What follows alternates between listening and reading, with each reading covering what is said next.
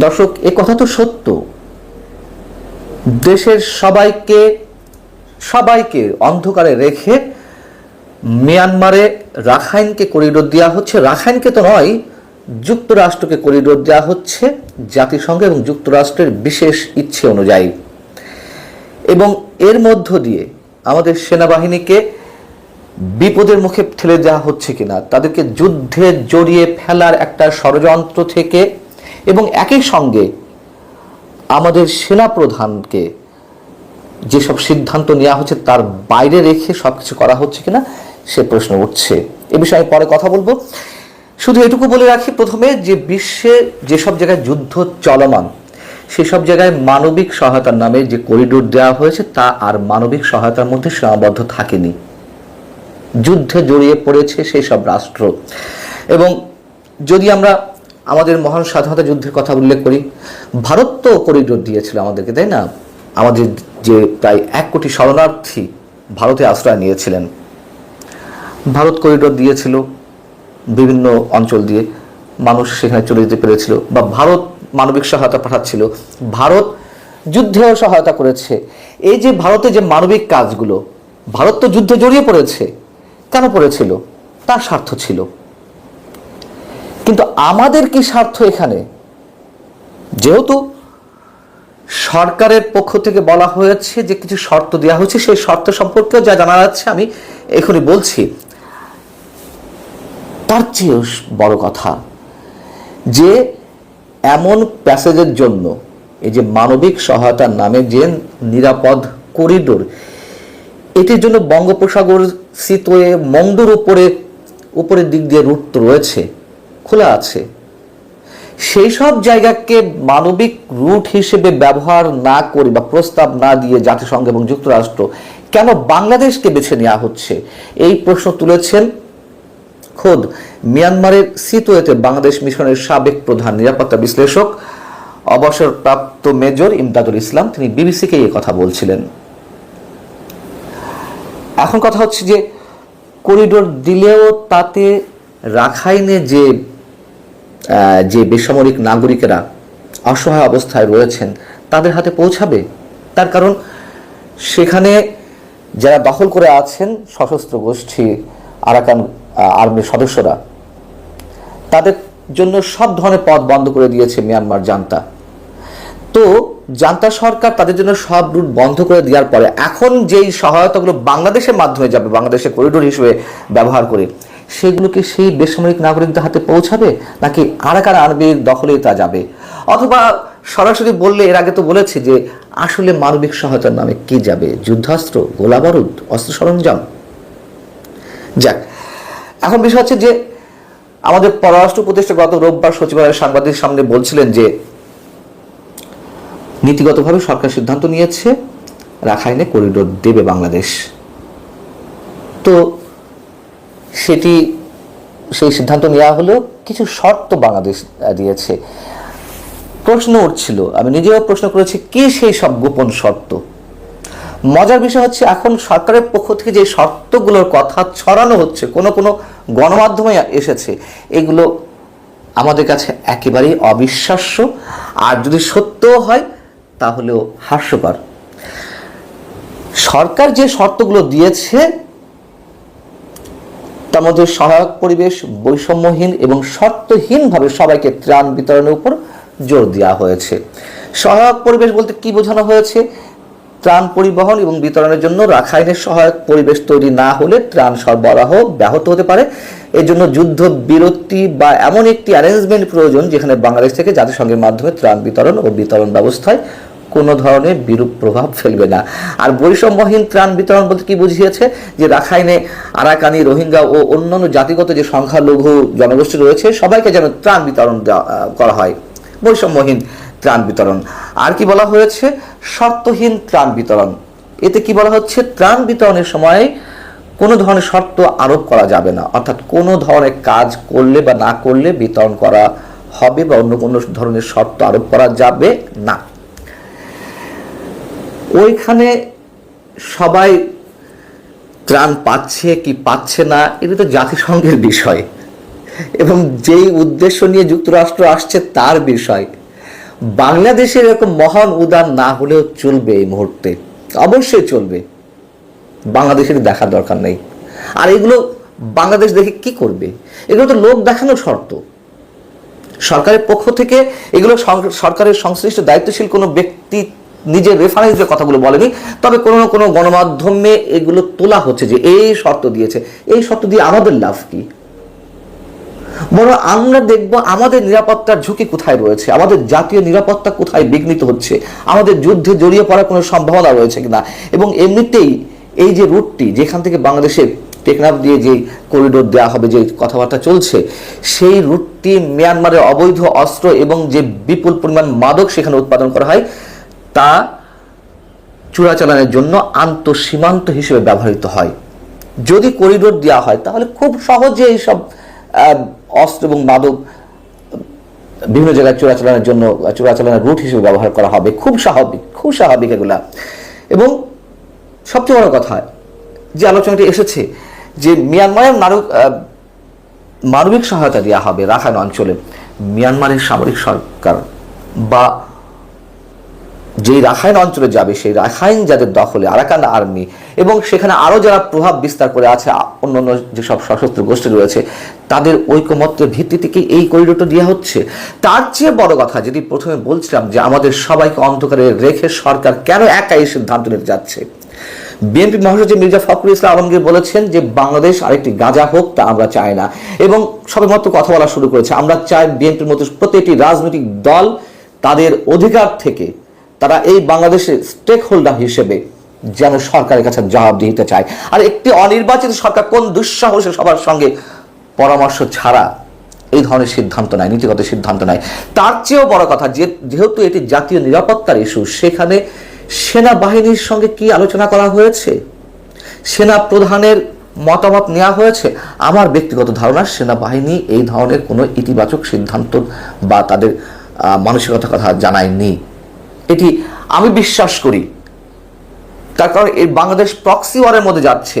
চীন, রাশিয়া, ভারত, যুক্তরাষ্ট্র যা করতে চাইছে, বারবার আবারও বলি, আপনাদেরকে মনে করিয়ে দিই, তারা তাদের বার্মা অ্যাক্ট বাস্তবায়ন করার জন্য এটি করছে। মিয়ানমারের চীনের আধিপত্য ঠেকানোর জন্য, মিয়ানমারের নিয়ন্ত্রণ যুক্তরাষ্ট্র নিজের কবজায় নেওয়ার জন্য এইসব করছে। আরাকান আর্মিকে এবং আরো কিছু সশস্ত্র গোষ্ঠীকে তারা শক্তিশালী করে মিয়ানমার সরকারের বিরুদ্ধে যুদ্ধ করিয়ে তাদের অনুগত করে রাখতে, একেবারে স্পষ্ট। অতএব সেই জায়গায় আমাদের সেনাবাহিনীকে কেন বিপদের মুখে ফেলা হচ্ছে, কেন বাংলাদেশকে বিপদের মুখে ফেলা হচ্ছে? এবং খুব সহজ হিসাবে একটু দিই, যেহেতু বিষয়টি জাতীয় নিরাপত্তার বিষয়, জাতীয় নিরাপত্তা উপদেষ্টাকে নিয়োগ দেওয়া হলো বিদেশি একজন বিদেশি পাসপোর্টধারী ব্যক্তি ডক্টর খলিলুর রহমানকে। কি কারণে? আমাদের হিসাবগুলো খুব সহজেই মেলানো যায় যে প্রশ্নগুলো উঠছে। অতএব সরকার, একটি অনির্বাচিত সরকার, অন্তর্বর্তী সরকার এরকম ভয়ঙ্কর একটি সিদ্ধান্ত কোনো অবস্থাতেই নিতে পারে না। তার স্বার্থটি কি? তার স্বার্থ আগেই বলেছি, মার্কিন সার্টিফিকেট পাওয়া, ক্ষমতা দীর্ঘস্থায়ী করার জন্য, স্পষ্টভাবে বলতে চাই। নচেত এরকম ঝুঁকিপূর্ণ একটি সিদ্ধান্ত, বাংলাদেশ বিরোধী একটি সিদ্ধান্ত কোনো অবস্থাতেই ডক্টর মোহাম্মদ ইউনূস নিতে পারেন না। রাখাইন রাজ্যে যাওয়ার জন্য একটা করিডোর দরকার, তারা বলছেন মানবিক করিডোর দরকার। এই কারণে আমাদের যে টেকনাফ রয়েছেন, এই টেকনাফকে ব্যবহার করে তারা এই করিডোর দিয়ে রাখাইন রাজ্যের মানুষের কাছে এই খাদ্য সহায়তা, ওষুধ সহায়তাগুলো পৌঁছে দিতে চান। পৃথিবীতে এই প্রথম কোনো মানবিক করিডোরের কথা আমরা বলছি না বা শুনছি না। পৃথিবীতে যত দেশেই যেখানেই এই মানবিক করিডোরের ঘটনা ঘটেছে, এদের কথা বলা হয়েছে, সেখানে এই মানবিক করিডোরের সাথে সাথে সেখানে এই যুদ্ধের ঝুঁকির আশঙ্কা বেড়েছে এবং অধিকাংশ মানবিক করিডোরকে কেন্দ্র করেই সেখানে সংঘাত বেড়েছে, যুদ্ধ বেড়েছে। বাংলাদেশ আজকে সেই জায়গাটায় দাঁড়িয়ে আছে এবং এই যে পশ্চিমাদের পাপেট, পশ্চিমাদের দালাল ডক্টর ইউনূস সরকার বাংলাদেশের মানুষকে সংস্কারের কথা বলে, একটি পরিবর্তনের কথা বলে মূলত বাংলাদেশটাকে বিদেশি শক্তির হাতে তুলে দিয়েছে। আজকে বাংলাদেশ একটি সম্ভাব্য যুদ্ধের মুখে দাঁড়িয়ে আছে। আমি আগেও বলেছি যে টেকনাফে একটি সাপ্লাই বেস গঠন করা হবে। সেখানে আহ, সেখানে একটা জায়গা আছে শিলখালিতে প্রায় 40 একর জায়গার মধ্যে অনেকগুলো স্ট্রাকচার করা হবে। সেখান থেকে সাপ্লাই গুলো মেইনলি রাখাইন রাজ্যে যাবে। এই রাখাইন রাজ্যে এটা কি শুধু সাধারণ মানুষের কাছে যাবে, নাকি এখান থেকে অস্ত্র আরাকান আর্মির কাছে যাবে? এখান থেকে আরাকান আর্মিকে বেনিফিট করা হবে, সুযোগ দেওয়া হবে, এবং এদের এই মিয়ানমার সরকারের যে জান্তা সরকার রয়েছে তাদের বিরুদ্ধে ব্যবহার করা হবে। এবং এই বিষয়ে আমেরিকার সংসদে 2022 সালের 15ই ডিসেম্বর একটা বার্মা অ্যাক্ট বলে একটা সিদ্ধান্ত কিন্তু গৃহীত হয়ে আছে। তো বাংলাদেশকে ব্যবহার করে আমেরিকা তার সৈন্য সামরিক সরঞ্জাম সব এই টেকনাফে নিয়ে আসবে। আর সেন্ট মার্টিনে তারা একটি রেসপন্স এবং কমিউনিকেশন সেন্টার গঠন করবে। এই সেন্ট মার্টিনের এই সেন্টারটি গঠনের মধ্য দিয়ে তারা এই রাখাইন সহ আশেপাশে মিয়ানমারদের সৈন্যদের উপরে মনিটরিং করবে। এর পাশাপাশি বঙ্গোপসাগর সহ যে এই যে ইন্ডিয়ান ওশান যে রয়েছে সেখানেও তারা একটা নজরদারি বাড়াবে। এই সময় এই এই যে ডক্টর ইউনূসের সরকার একটা নীতিগত সিদ্ধান্ত নিলেন, এই সিদ্ধান্ত নেওয়ার বিষয়ে তিনি কাদের সাথে আলাপ করেছেন? আমাদের বাংলাদেশে যেসব রাজনৈতিক দল রয়েছে, বিশেষ করে বিএনপি, জামাতে ইসলাম এবং আরো ছোটখাটো কমিউনিস্ট পার্টি অনেকে রয়েছে, ডক্টর ইউনূস কি তাদের সাথে আলাপ করেছে? প্রশ্নটি আমি বরং বিএনপির কাছে করতে চাই। আমি জামাতে ইসলাম নিয়ে মোটেও ভাবি না, তারা এই দেশটাকে ওন করে না। এই দেশটা কখনোই তাদের দেশ ছিল না, তারা এখনো পাকিস্তানকেই তাদের দেশ মনে করে। সুতরাং জামাতে ইসলামী চাইবেই যে বাংলাদেশ ধ্বংস হোক। কিন্তু বিএনপির একটি ধারা আছে যারা মুক্তিযুদ্ধের পক্ষে কথা বলে। আমি বিএনপির কাছে প্রশ্ন করতে চাই, তারা যে মাঝে মধ্যেই ডক্টর ইউনূসের সাথে দেখা করেন, তারা কি কখনো ডক্টর ইউনূসের কাছে এই বিষয়ে জানতে চেয়েছেন? তারা কি কখনো তাকে জিজ্ঞেস করেছেন এই করিডোর দেওয়ার সিদ্ধান্ত তিনি নিচ্ছেন কিনা, কিংবা এই রাইটসটাকে কে দিয়েছে? আমাদের ছাত্র জীবন থেকে আমরা দেখেছি যে কমিউনিস্ট পার্টিগুলো সেই স্লোগান মার্কিন সাম্রাজ্যবাদ ধ্বংস হোক, নিপাত যাক।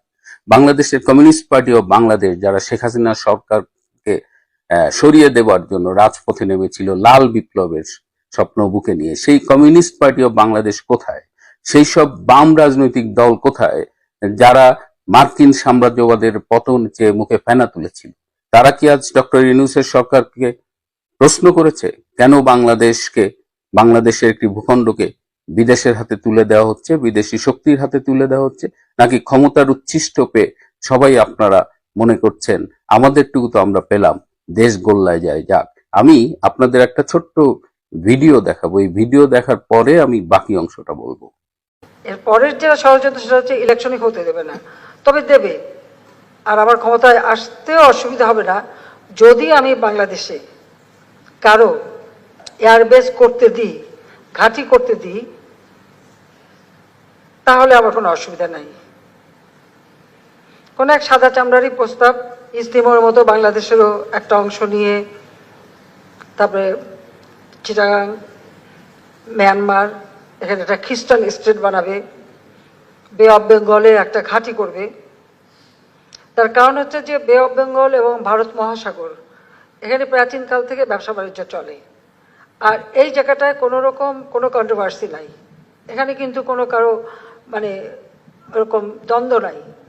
কারণ ভারত মহাসাগর এবং আমাদের বে অফ বেঙ্গল ভারত মহাসাগরের মধ্যেই একটা উপসাগর, এটা সারা প্রাচীন যুগ থেকে ব্যবহার করা হচ্ছে।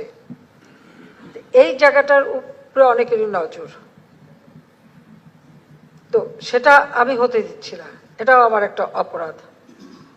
কারণ এখানে মানে এয়ারবেস করে কার উপর হামলা করবে যদি একটা দেশকে দেখানো হয়, কিন্তু সেটা তো না, আমি তো জানি আরো কোথায় যাবে। যে কারণে আমাদের কিছু সমস্যা সবসময় পড়তে হবে আমি জানি, কিন্তু আমি ওটা পাত্তা দিই না। সোজা কথা, আমি একই জবাব দিচ্ছি, যে আমি জবাব দিচ্ছি স্পষ্ট যে আমি বঙ্গবন্ধু শেখ মুজিবের মেয়ে। আমরা যুদ্ধ করে বিজয় অর্জন করে দেশ স্বাধীন করেছি। দেশের অংশ ভাড়া দিয়ে বা কারো হাতে তুলে দিয়ে আমি ক্ষমতায় যেতে চাই না, আমার ক্ষমতার দরকার নাই। যদি জনগণ চায় ক্ষমতা আসবো, নইলে আসবো না। এই কথাগুলি বললাম যে কথাগুলি সকলে জানা উচিত। দেশের মানুষ হচ্ছে আমার শক্তি, মানুষ যদি ঠিক থাকে আমরা আছি। অনেকদিন আগে থেকেই কিন্তু বাংলাদেশে এই ষড়যন্ত্রটা চলছিল। এটা হঠাৎ করে জুলাই আগস্টের কোনো ঘটনা নয়। আমরা যারা দেশের বাইরে থাকি আমরা কিছুটা আঁচ পাচ্ছিলাম। ইভেন গত বছরের মার্চ মাসে আমি আমার এক বড় ভাইয়ের কাছে শুনেছিলাম যে পুরো ব্লুপ্রিন্ট কি হবে, অচিরেই কি হবে, সেটা মার্চ মাসেই তিনি শুনেছিলেন। আমি এও শুনেছিলাম যে শেখ হাসিনার যে সরকার 2024 সালে জানুয়ারি নির্বাচনে নির্বাচিত হলো, তারা 6 মাসের জন্য দেশ পরিচালনা করবে। মানে it was so evident, it was well meticulously designed একটা প্ল্যান ছিল। এই প্ল্যানের কিছু মিসিং ডট ছিল, যেমন দে ওয়ার ওয়েটিং যে সেনা প্রধান ওয়াকার কবে দায়িত্ব নেবে, এবং এরকম আরো 2-3টা ব্যাপার ছিল। তো সেনা প্রধান ওয়াকার দায়িত্ব নেওয়ার সাথে সাথেই শেখ হাসিনা সরকারকে সরিয়ে দেওয়ার সব কিছু চূড়ান্ত করা হয়েছে, এবং জুন মাসে ওয়াকার দায়িত্ব নিয়েছে। মে মাসে সেই সময়ের বাইডেন প্রশাসনের প্রভাবশালী ডোনাল্ডো বাংলাদেশ ঘুরে গেছেন। তো এইগুলো এখন কিন্তু সব মিলে যাচ্ছে, এবং তখন যারা যারা শেখ হাসিনা সরকারের বিরুদ্ধে কথা বলতেন তারা আজকে হয় ডক্টর ইউনূসের উপদেষ্টা পরিষদে আছেন, অথবা দেখবেন যে বিভিন্ন কমিশন বা বিভিন্ন দায়িত্বে রয়েছেন। তারা অনেকদিন ধরেই, আজকে আমাদের জাতীয় নিরাপত্তা উপদেষ্টা ডক্টর খলিলুর রহমানের নাম শুনি, অনেকদিন ধরেই তাকে প্রস্তুত করা হয়েছে। যে আলী রিয়াদ, যার সংবিধান সম্পর্কে তেমন ধারণাই নাই, তাকে সংবিধান সংস্কার কমিটির চেয়ারম্যান করা হয়েছে, তাকে অনেকদিন ধরে প্রস্তুত করা হয়েছে। বাংলাদেশের ডেইলি স্টার, প্রথম আলো, বাংলাদেশের কমিউনিস্ট পার্টি অফ বাংলাদেশ, অবাক হবে নাই, কমিউনিস্ট পার্টি অফ বাংলাদেশ যাদের জীবন যৌবন কেটেছে মার্কিন সাম্রাজ্যবাদের বিরোধিতা করে, তাদের সন্তানেরা আজকাল দেখবেন আমেরিকায় পড়াশোনা করতে যায়। সো একটা গভীর ষড়যন্ত্রের মধ্যে বাংলাদেশ ফেসে গেছে, এবং আজকে অনেককেই বলতে শুনি যে এই বাংলাদেশকে আমরা চেয়েছিলাম। অনেকেই শেখ হাসিনার সমালোচনা করেন, কিন্তু এই ভিডিওটা আবার অনেকদিন পরে, আমি আগেও শুনেছি, মনোযোগ দিয়ে শোনার পরে আমার মনে হয়েছে যে শেখ হাসিনার মতো করে বাংলাদেশকে আর কোনো নেতা ভালোবাসতে পারেননি। বর্তমানের কোনো রাজনৈতিক নেতা বা নেত্রী, তিনি দেখেন তিনি যদি একটু আপোষ করতেন, তিনি যদি সেন্ট মার্টিনকে ব্যবহার করতে দিতেন, টেকনাফকে ব্যবহার করতে দিতেন, তাহলে তিনি আজকে ক্ষমতায় থাকতেন। কিন্তু তিনি দেননি। তিনি বলেছেন তিনি বঙ্গবন্ধু শেখ মুজিবের মেয়ে। বাংলাদেশকে ভালোবাসা শেখ হাসিনার সবচেয়ে বড় অপরাধ হয়েছিল, এবং আমরা তথাকথিত লাল বিপ্লবীরা বুঝে হোক না বুঝে হোক দেশটাকে একদল ষড়যন্ত্রকারীর হাতে তুলে দিয়েছি। আজকে টেকনাফ যুদ্ধে জড়াবে, কক্সবাজার বিমানবন্দর থেকে ড্রোন উঠে মিয়ানমার জান্তা সরকারের সাথে আক্রমণ করবে। আজকে সেন্ট মার্টিন থেকে পুরো অঞ্চল তদারকি করা হবে। আজকে কক্সবাজার এবং সেন্ট মার্টিনে বিদেশি শক্তির মনোরঞ্জনের জন্য নানা রকমের পতিতালয় সহ অনেক কিছু গড়ে উঠবে। এই বাংলাদেশ আমরাই আজকে এই সুযোগটা করে দিয়েছি। এখন এর থেকে উত্তরণের উপায় খুঁজতে হবে। জাতিসংঘ একটি তাবেদার প্রতিষ্ঠান, তারা আমেরিকার স্বার্থ বাস্তবায়ন করছে। যদি সত্যিকার এই অঞ্চলের সংঘাত নিরসন চাইতো, তাহলে তারা সামরিক সংঘাত নয়, তারা Russia, China, America, Bharat, Myanmar junta সরকার সবাইকে নিয়ে এই উদ্ভূত সমস্যার একটি রাজনৈতিক সমাধান চাইতো। রাজনৈতিক সমাধান না চেয়ে তারা একটি সামরিক সংঘাতে যাচ্ছে, যেখানে আমেরিকা, মিয়ানমার এবং বাংলাদেশই পার্ট নয়। এখানে ভারত আছে, এখানে চায়না আছে এবং রাশিয়া আছে। সুতরাং অল সুপার পাওয়ার যেখানে এখানে আসবে, তখন আমেরিকা যা চাইবে সেটা সুরসুর করে হয়ে যাবে, সেটা ভাবার কোনো কারণ নেই। এবং আপনি যখন আপনার মাটি শত্রুপক্ষের বিরুদ্ধে ব্যবহৃত হতে দেবেন, তখন শত্রুপক্ষ বসে বসে ললিপপ খাবে, এটা আপনি ভাববেন না। এভাবেই বাংলাদেশ যুদ্ধের একটা ঝুঁকির মুখে পড়ে গেছে, এবং এই সমস্ত চক্রান্তের সাথে ওয়াকারের সেনাবাহিনীও জড়িত। ওয়াকারের সেনাবাহিনী এখন সব ধরনের প্ল্যান করছে, এক্সারসাইজ করছে, যে এখানে করিডোর দিলে এর কি কি সাইড ইফেক্টস হতে পারে, কি কি অ্যাডভার্স ইফেক্টস হতে পারে, এবং যুদ্ধ সংঘাতে কিভাবে বাংলাদেশ জড়িয়ে যেতে পারে। এবং যে সেনাবাহিনী জাতিসংঘ শান্তিরক্ষী মিশনের বাইরে কোনোদিন যুদ্ধ করেনি এবং শেখ হাসিনার আমলে বেশ বিলাসিতার মধ্যে ছিলেন, ভালোই ছিলেন, সেই সেনাবাহিনী এখন যুদ্ধের একটা চ্যালেঞ্জ গ্রহণ করতে যাচ্ছে। আল্লাহই জানে এই দেশটাকে কে রক্ষা করবে। তারপরেও আমার মনে হয় যে একটু সতর্ক থাকার দরকার। আমি এই কাঠমান্ডুর থেকে শেষ ভিডিওটা করছি। তো আমি এই গতকাল দিল্লি থেকে আমাকে একজন রাজনৈতিক নেতা ফোন করেছিলেন, এবং সবকিছু শোনার পরে বলেছিলেন লিন্টন ভাই, বাংলাদেশের জনগণ কি এটা মেনে নেবে? মাল্টি-মিলিয়ন ডলার প্রশ্ন। এই প্রশ্নটি আমি বাংলাদেশের জনগণের কাছে করতে চাই, এবং এর মধ্য দিয়েই যে বাংলাদেশের জনগণকেই সিদ্ধান্ত নিতে হবে যে এই যে ষড়যন্ত্র, বাংলাদেশের বিরোধী একটি ষড়যন্ত্র, সেটাকে তারা কিভাবে রুখে দেবে। এবং তাদের প্রত্যাশাকে কেন্দ্র করে আমি বিশ্বাস করি নিশ্চয়ই কোনো রাজনৈতিক নেতৃত্ব এগিয়ে আসবে এই বাংলাদেশকে রক্ষা করবার জন্য। এবং আমি এখনো শেখ হাসিনার দিকেই তাকিয়ে থাকি। বাংলাদেশকে রক্ষা করবার জন্য এই মুহূর্তে শেখ হাসিনার বিকল্প কেউ নেই। প্রিয় বন্ধুরা, আজ এ পর্যন্তই।